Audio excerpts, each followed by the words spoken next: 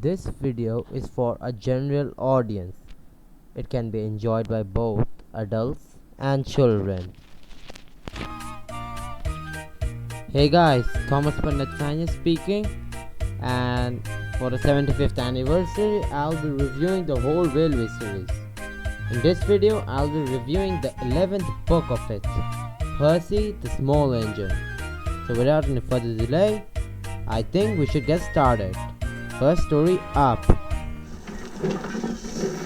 Percy and the Signal.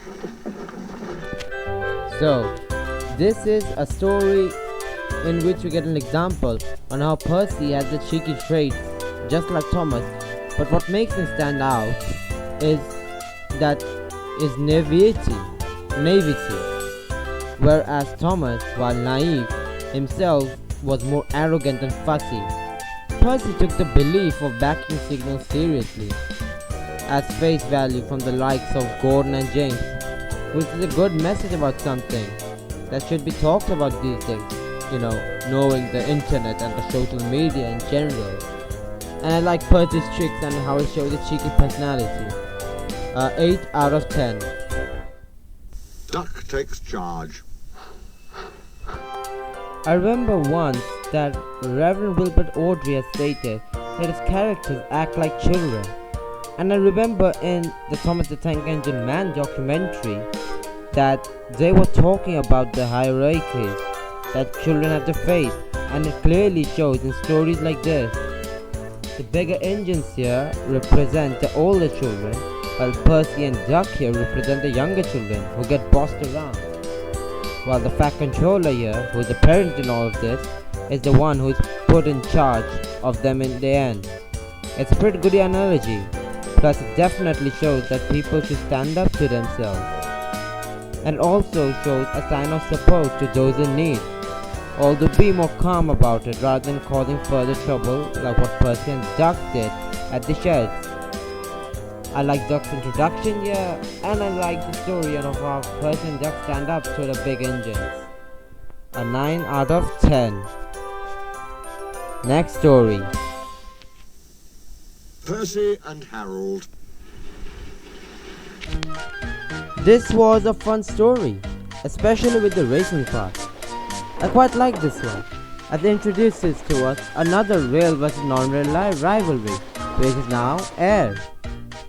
Percy meets someone he never met before, and of course the non-real character, which is Harold here, acted all boastful and they had a race engine to prove themselves.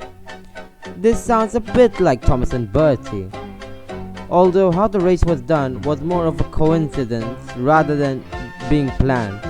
So while the story was fun, it just feels a little similar to Thomas and Bertie in my opinion. 7.5 out of 10. Next story. Percy's Promise.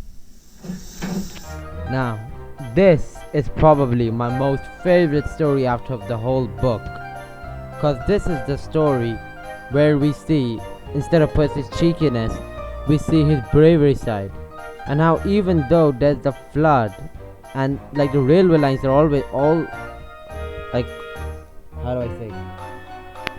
are almost blocked, he still moves on. And I just realized this is based on a real event. And yeah, I like the story a lot. I liked how they used the brake vans, wooden planks, and I like Harold's role here.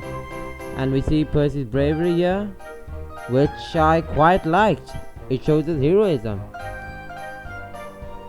And yeah, that's pretty much the whole story. And yeah, I really like the story, and I think this is the best of the whole book. I'll give this a 9 out of 10. Yeah, so that was my review for Percy the Small Engine.